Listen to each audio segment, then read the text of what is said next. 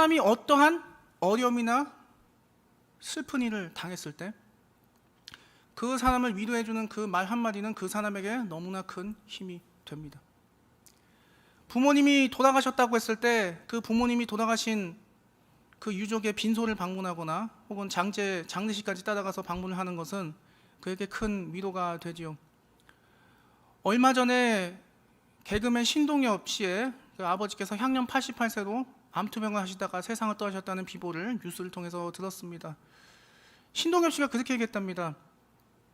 자기 어머니도 정말 근 30여 년 전에 간암 투병하다가 젊은 나이에 돌아가셨는데 이제 아버지도 고령의 88세이고 암투병 중이신데 요양병원에 코로나 때문에 방문도 못하고 결국 그렇게 돌아가셨다 하는 안타까운 소식을 드러냈지요. 그의 지인들과 연예인 동료들이 그의 빈소에 가서 그를 위로할 것이고 그 유가족을 위로할 것이고 당연히 장지까지 참석해서 그를 위로할 겁니다. 또 어떤 사람이 어떠한 어려운 일을 당했습니다. 사기를 당해서 너무나 큰 돈을 한순간에 날리게 되었습니다.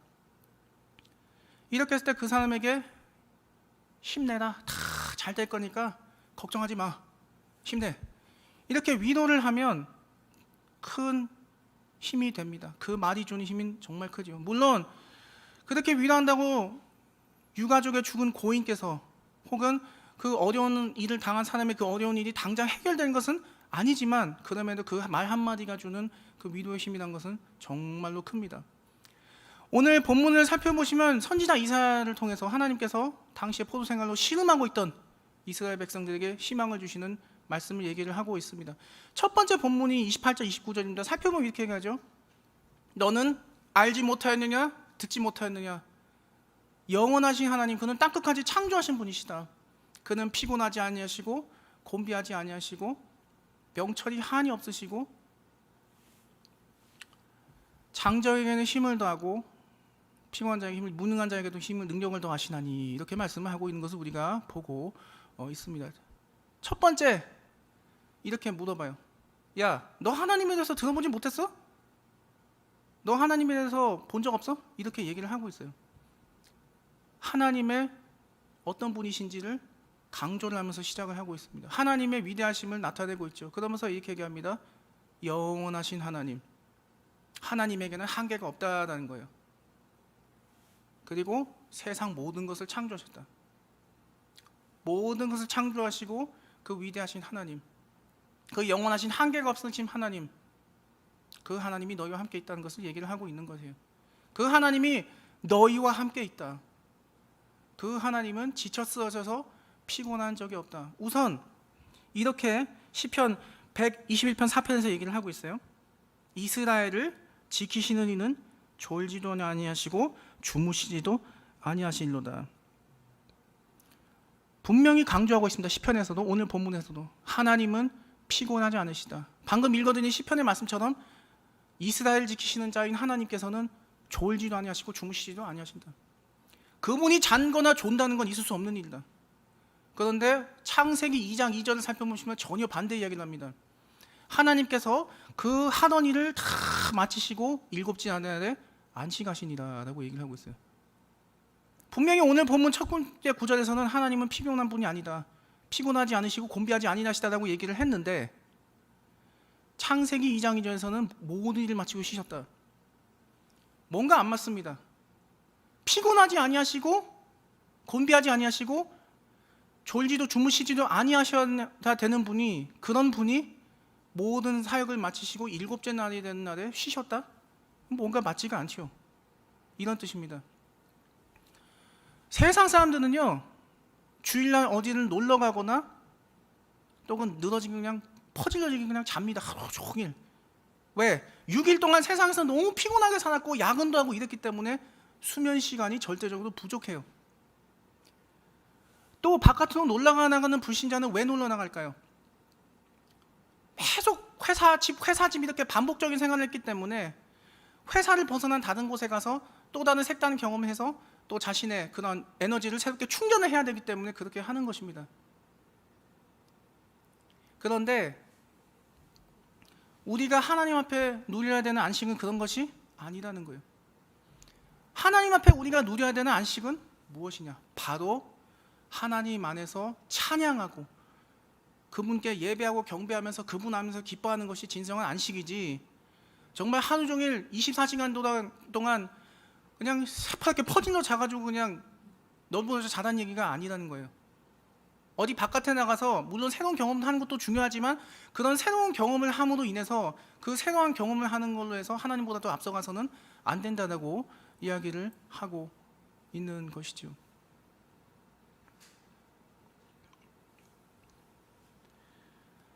세상을 살아가다 보면 우리 모두는 슬픔을 겪게 됩니다. 또 안 좋은 일을 겪게 됩니다. 얼마 전에 이런 뉴스를 들었습니다. 이제 25에서 6밖에 안 된 건장한 젊은 자매님입니다. 젊고 아름다운 이 자매님이 출근을 하다가 그만 신호 위반으로 정지선을 넘은 차량에 그만 받아서 안타깝게 세상을 떠나고, 그 자매님의 가족들이 이 자매님의 장기를 기증을 해서 새로운 생명을 살려줬다는 그런 뉴스를 든 적이 있습니다. 얼마나 안타깝습니까? 이제 불과 나이 겨우 25살, 26밖에 안 됐는데 그만 그런 불의의 사고로 세상을 떠날지 그 당사자분은 아셨겠습니까? 혹은 가족들은 상상이나 했겠습니까? 전혀 상상 못했을 거예요. 그런 슬픔을 당한 유족들, 혹은 그 외에도 수많은 어떤 어려움을 당한 일들이 있습니다. 제가 처음 사역했던 교회에 장로님의 따님이 한 분 있었습니다. 또 이제 사위도 있었고, 제가 그 교회를 떠난 지 한 3년이나 지나서 이제 다른 교회에서 이제 사역할 때입니다. 정말 놀랐던 게, 처음 제가 사역했던 교회 그 장로님의 따님과 그 사위 되는 분의 그 대학교 이제 후배였던 겁니다. 또 다른 사역지에 이제 그 교회 형제가. 제가 그 자매님이 성격이 굉장히 밝았고 또 굉장히 건강했는데, 그 자매님이 당시 임신을 했었어요. 임신했는데 아주 건강했지만 입덧이 워낙 심했습니다. 조금만 냄새에도 민감해서 막 화장실 달려가고 이랬거든요. 근데 이제 그 교회를 떠나서 다른 사역지에 가서 이제 사역하고 있으니까 한 3년이 지났습니다. 저도 모르게 그러고 보니 그 자매님, 그 남편 되는 형제님 어떻게 지내신지 궁금하네요 하고 제가 얘기를 했어요. 그랬더니 이 형제님이, 후배되는 이 형제님이 표정이 어두워집니다. 그러더니 저한테 그래요. 당신은 아직 제가 목사 안수 받기 전이고 강도사도 되기 전이었습니다. 저한테 이러는 겁니다. 저기 전도사님, 이러더니 몇 초간 또 말을 못해요. 계속 그대로 침묵이 듭니다. 또 그러더니 어렵게 저 전도사님 이래요. 그러더니 어렵게 말을 뗍니다. 사실은 그 자매님이 백혈병을 알아서 백혈병 투병을 해오다가 2주 전에 천국 갔습니다. 이러는 거예요. 저는 그 말 듣자마자 예? 이 한마디 하고 아무 반응을 못했어요. 제가 기억하는 그 자매님이 물론 입덧을 당시 심하게 하고 있었지만 그래도 건강한 것을 기억하고 있었는데 3년 만에 우연히 물었던 소식에 백혈병 투병하다 세상을 떠났다? 저는 너무나 큰 충격이었습니다. 덕분에 그 아버님 되는 장로님한테 제가 카톡으로 연락을 드렸어요. 장로님, 저 기억하시죠? 예, 저 이은총 전도사입니다. 그 따님 자매님이 천국 가셨다는 걸 이제서야 소식을 들어서 빈소조차 가보지 못한 거 정말 죄송합니다. 정말 힘드시겠지만 하나님의 위로가 함께하기를 진심으로 기도드립니다 라고 제가 답장을 했어요. 그랬더니 이러시는 겁니다. 전도사님 감사합니다.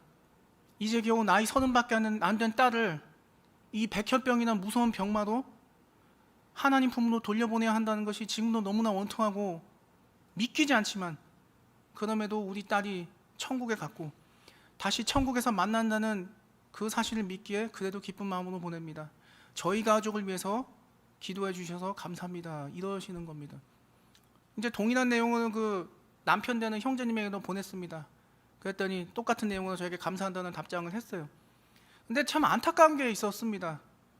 그 자매님이 남겨놓고 갔던 유일무이한 혈육 아들이었어요. 그 아들이 올해 한 6살 정도 된 것으로 제가 알고 있습니다. 그랬는데 얼마 전까지 그 남편 되는 형제님의 카톡 프사에 이제는 세상에 없는 그 자매님과 그 형제 남편 되는, 그리고 그 6살 된 아들이 갓 태어난 지 얼마 안 됐을 때 같이 가족 사진을 찍은 프로필 사진이 그 카톡 프사에 있는 거예요. 제가 그걸 보니 너무 마음이 아픈 겁니다. 솔직히 저하고는 피도 한 방울 안 섞였어요. 성도 저하고 달라요. DNA는 한 명도 유전자가 섞인 게 없습니다. 그럼에도 벌써 한 4년 정도 됐는데도 제가 믿기진 않아요. 전혀 혈연 관계가 없는 저도 이렇게 믿기지 않고 여전히 참 안타깝고 마음이 아픈데 유가족들은 오죽이나 하겠어요. 그러한 어려운 일을 겪은 유가족들에게 우리는 뭐라고 위로를 해야 되겠습니까? 그럼에도 하나님께서는 위로하라고 말씀하시고 위로를 하신다라고 하시는 것이지요. 그래서 예레미야가 3장 33절에 이렇게 말씀하고 있습니다. 주께서 사람으로 하여금 고생하게 하시며 근심하게 하시면 본심이 아니시로다. 29장에 또 얘기를 그대로 하고 있죠. 피곤한 자에게 능력을 더하시며 무능력한 자에게 힘을 더하신다. 이 당시 이스라엘 백성들 삶을 한번 살펴보시기 바랍니다. 이 당시 이스라엘 백성들 포로로 끌려왔습니다. 자기가 살던 조국 이스라엘이 아니에요. 완전히 외딴 외국입니다. 외국으로 강제로 끌려왔어요. 끌려온 데다가 자신의 모국인 히브리어도 쓸 수 없을 겁니다. 그러면 어떻게 해야 될까요? 당연히 그 나라의 언어를 써야 되고 그 나라의 풍습을 따라야 합니다. 당연히 하나님께 제사, 예배는 드리는 거는 꿈조차 꿀 수가 없습니다. 게다가 아무리 열심히 그 나라의 언어를 했다고 한들 그 언어가 모국어인 이스라엘의 히브리어만큼이나 유창하게 이렇게 나오겠습니까? 안 나와요. 만약에 저희 보고 영어로 얘기하라고 해보면 저희가 영어를 가수 김주환이나 박정현처럼 재미교 2세들처럼 완벽하게 영어로 유창하게 얘기할 수 있습니까? 절대 얘기할 수 없습니다. 한국 사람 치고 어느 정도의 수준이 높은 정도 할 수 있을지 모르지만 미국 사람들처럼 모국어로 미국 영어를 하는 것처럼 영어를 잘할 수는 없습니다. 그러니 얼마나 괴로웠겠습니까? 언어도 뺏기고 문화적인 것도 뺏기고 예배조차 드릴 수 없는 자유를 다 억압했단 말이에요. 그런데 그러한 상황 가운데서 하나님께서는 말씀하십니다. 너희가 그런 신음생활 가운데 너무나 피곤하고 낙심해 있지만 절대로 걱정하지 마라. 내가 너희의 힘이니까 힘내라. 내가 너희가 힘들 때마다 나에게 기대면 내가 너에게 힘을 줄 것이다. 힘내라. 그렇게 얘기하고 있는 것을 우리는 보고 있는 것이지요. 사람이 몸이 아프면 병원에 가서 의사 진료를 받아야 되고요. 또 간호사 진료를 받아야 합니다. 의사나 간호사의 진료를 받지 않으면 병을 키우게 되고 심지어는 사망까지 이르게 되는 모습을 보게 되지요. 또 어려운 일을 금전적으로 당했거나 사기 피해를 당했을 때는 변호사의 도움을 받아야 합니다. 어떠한 종류의 어려움을 당했을 때 그 어려움을 해결할 수 있는, 도움을 줄 수 있는 전문가의 의견을 반드시 들어야 하지요. 그러지 않으면 그 일을 헤쳐나가고 해결하기 어렵습니다. 해상에서 조난을 당했습니다. 그러면 해상에서 조난당했을 때 우리는 반드시 바로 해양경찰에게 신고해서 해양경찰의 구조선이 올 때까지 어떻게든 살아남아 있어야 합니다. 그때 병원에서 치료를 받는 환자는 이 의사의 손을 통해서, 의사의 진료하는 시술을, 의술을 통해서 나는 반드시 살아날 것이다. 그리고 해상에서 구조를 당한, 조난을 당한 이 사람들은 해양경찰 구조대가 나타날 때까지, 해양경비대가 나타날 때까지 나는 살아남아야 된다. 그럼 이 사람들이 반드시 그 배를 끌고 와서 나를 반드시 구조해 줄 것이다 라는 믿음을 가지고 믿어야 하는 거죠. 바로 그런 간절하고 절박한 믿음이 우리에게 필요하다라는 것입니다. 위대하신 하나님, 힘이 넘쳐나서 한계가 없으신 하나님이 우리를 붙드신다고 얘기하시는 거예요. 한계가 없으신 하나님, 영원하시고 명철이 깊으신 하나님, 그 무궁하신 하나님 붙잡고 오늘 하루 매일매일 매순간 삶 속에서 승리하며 사시는 저와 성도님 여러분들 되기를 예수님의 이름으로 축원합니다. 오늘 두 번째 본문에서 얘기하죠. 소년이라도 피곤하며 곤배하여 장정이라도 넘어지며 쓰러지되. 아무리 어린아이라고 하더라도요, 하루 종일 놀면 결국은 지쳐 고달떨어져서 쓰러지게 됩니다.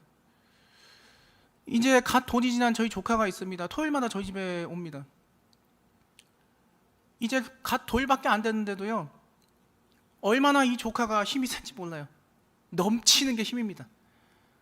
뭐 아직 크게 오래 걷고 이런 건 아니지만 그럼에도 어디로 튈지를 몰라요. 잘못하면 다칠 수도 있고 더 큰 사고가 날 수도 있고 이러다 보니까 항상 염려를 하면서 돌봅니다. 근데 이제 외할아버지 외할머니 댁이 자기 엄마 아빠랑 같이 산 집보다 재미있는 게 많다 보니까 갓 돌밖에 안 된 아기도 낮잠 재우려고 해도 잠을 자려고 하진 않아요. 계속 놀고 싶습니다. 졸린데도 그냥 끝까지 참고 버텨요. 그렇지만 언젠가는 어떻습니까? 피곤해서 쓰러져서 잠을 자게 됩니다.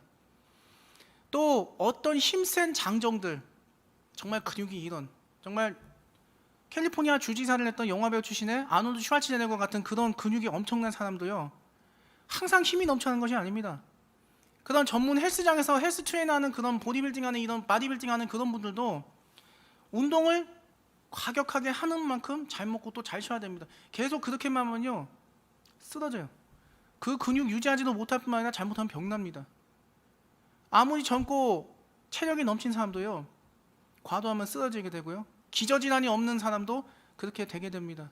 그래서 가끔씩 이 젊은 세대, 뭐 젊은 30대가 더 나아가서는 20대도 안타깝게 과도사했다, 이런 뉴스들을 우리가 간혹 보지 않습니까?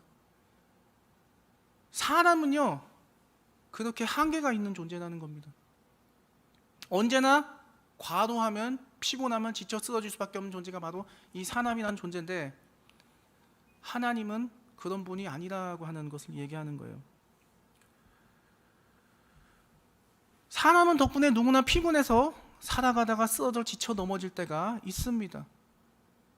정도의 차이는 있지만 한 번 이상 세상 살아가면서 안 쓰러져 본 분 계신가요? 없을 겁니다. 단 한 사람도 없어요. 안타깝게 자살하시는 분들 왜 자살을 합니까? 지금 내가 처한 상황을 도저히 벗어날 수가 없을 것 같아서, 또 그렇게 생각이 되고 현실이 그렇게 너무나 가혹하고 나에게 있어서 지금보다 더 나은 내일, 혹은 지금 내가 겪은 일에 대한 해결책을 도저히 찾을 수가 없다, 이렇게 생각을 하기 때문에 그 사람들이 자살을 하는 것입니다. 사람은요 누구나 자신이 갖고 있는 안 좋은 기억들은 어떻게든 잊고 싶어하고 그런 일이 다시는 안 일어나기를 간절하게 바라며 삽니다. 사람이 그리워하는 과거는 화려했던, 지금보다 더 나은 상황에 있던 과거의 화려한 영광스러운 그 모습의 과거를 그리워하지, 지금보다 어렵고 힘들었던 과거를 그리워하고 그 시절로 돌아가고 싶어하는 사람은 아무도 없습니다. 2달 전 4월 25일 투병하다가 세상을 떠나신 소설가 고 이혜수 씨가 정말 오래전에 어느 한 예능 프로그램에 나와서 이런 얘기한 적이 있습니다. 일반적으로 사람들이 이런 질문을 많이 합니다. 혹시 선생님께서는 20대 시절로 돌아가고 싶으십니까? 돌아가실 수 있다면 어떻게 하시겠습니까? 라는 질문을 한다는 거죠. 그때 이혜수 선생님이 이렇게 말씀하셨습니다. 안 돌아가고 싶다. 근데 왜 그렇게 얘기했느냐? 그 20대 시절 너무나 가난하고 어렵고 절박했던 시절이기 때문에, 비록 지금 그때에 비해서 나이가 정말 40살, 30살 이상 넘게 들어서 늙었지만 그래도 나는 그 시절은 절대로 안 돌아가고 싶다고 얘기를 해요. 이렇듯 사람은 자신이 지금보다 안 좋았던 과거로 돌아가고 싶어 하지 않습니다. 지금보다 좋았던 과거로 돌아가고 싶어 하지, 지금보다 안 좋았던 과거로 돌아가고 싶은 사람은 그래서 아무도 없는 것입니다. 근데 그러다 보니까 이런 게 있어요. 세상 사람들은 당연히 그래서 희망을 품습니다. 미래에 대해서 지금보다 나은 희망, 지금보다 나은 미래. 그런데 지금보다 나은 희망과 미래가 세상 사람들은 지금보다 물질적으로 더 늘어나는 것, 지금보다 더 좋은 집에 사는 것, 지금보다 더 좋은 차를 모는 것, 이러한 세상적인 것들에 초점이 맞춰져 있다는 거예요. 그러나 우리가 바라는 더 나은 미래는 바로 주님이 주시는 희망과 기쁨이라고 하는 것입니다. 시편 42편 5절, 그리고 시편 43편 5절, 그리고 시편 42편 11절에서 동일하게 토치 하나 안 틀리고 그대로 말하는 구절이 있습니다. 내 영혼아, 내가 어찌하여 낙심하며 어찌하여 내 속에서 불안해하는가? 너는 하나님께 소망을 두라. 그가 나타나 도우심으로 말미암아 내가 여전히 찬송하리로다. 과연 우리는 우리의 소망을 어디에 두고 있습니까? 내가 가지고 있는 직업에 두고 있습니까? 아니면 내가 가지고 있는 재산에 두고 있습니까? 혹은 내 자녀에게 희망을 두고 있습니까? 분명히 오늘 이사야 선지자를 통해서 하나님 말씀하십니다. 이 시대를 살던 이스라엘 백성들과 우리 믿는 모든 이들에게 너는 하나님께 소망을 두라. 그가 나타나 아니하심으로 너를 도우시리로다. 하나님께서는 하나님의 백성이 환난당하는 거 가만히 두지 않으십니다. 그리고 기뻐하지 않으십니다. 우리 사람들조차도 우리의 가족은 말할 것도 없거니와 사랑하는 우리의 친구, 지인이 어려움을 당한다면 정말 마음 아파합니다. 슬퍼하고 같이 근심합니다. 그럴진데 하나님께서 더군다나 하나님이 사랑하시는 하나님의 백성을, 하나님의 소유된 우리를 우리가 어려울 때 슬퍼하지 않으시겠습니까? 걱정하지 않으시겠어요? 그대로 근심하시고 똑같이 슬퍼하시며 공감하신다는 겁니다. 우리의 모든 상황, 그 상황에 공감하시는 분은 바로 하나님밖에 없다는 거예요. 세상 사람이 아무리, 세상의 친구가 아무리 내가 처한 어려운 상황 진심으로 마음으로 공감한다고 하더라도 하나님이 공감하는 것만큼 공감할 수는 없습니다. 바로 사람이기 때문에 그렇습니다. 그러나 하나님은 처음부터 끝까지 공감하시고 절대 잊지 않으신다라고 하는 것입니다. 삶의 무게에 짓눌려서 피곤해서 괴로워서 항상 쓰러져도 그 하나님 때문에 우린 다시 일어설 수 있습니다.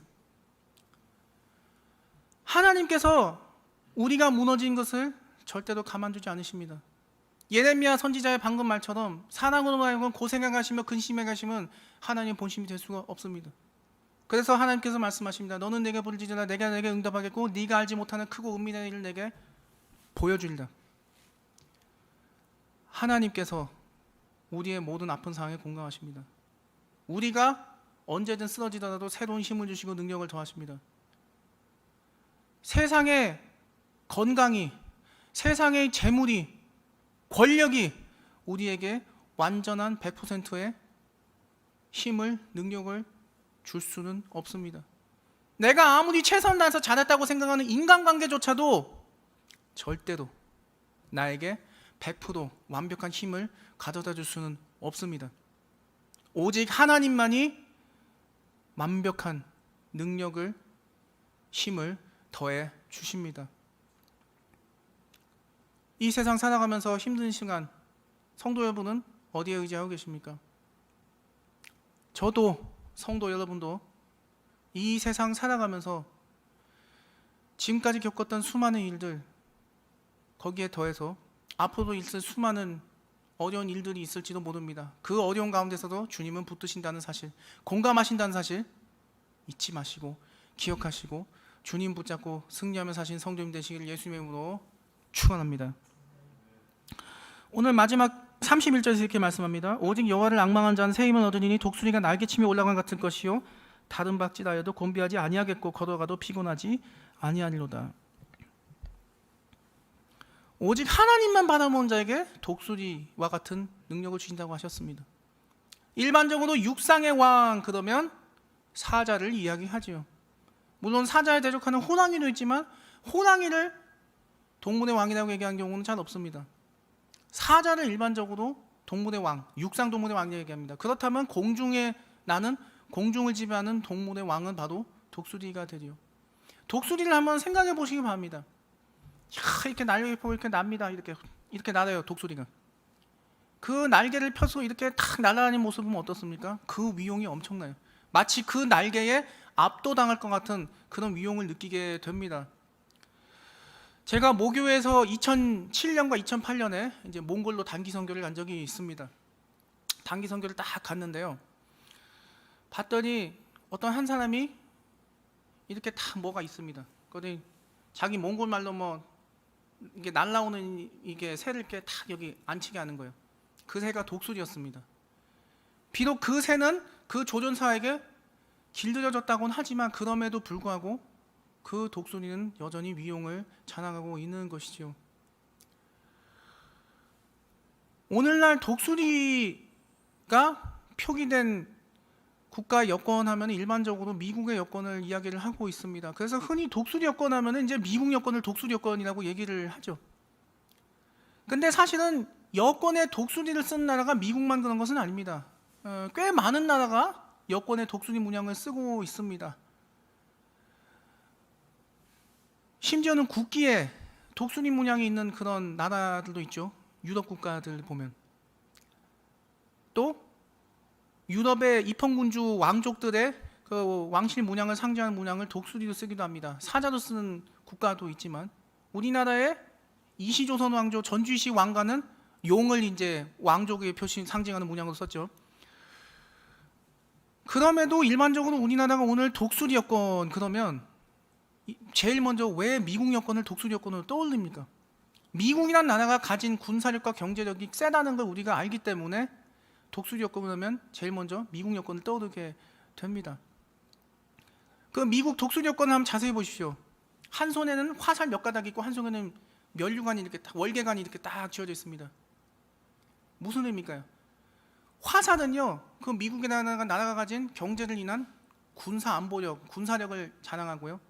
한쪽에는 월계관은 독수리가 가진 위용, 즉 미국이란 나라가 가진 세계에서의 위치, 그 위용을 자랑하는 것을 얘기를 하고 있습니다. 근데 하나님께서 어떻습니까? 이렇게 독수리와 같이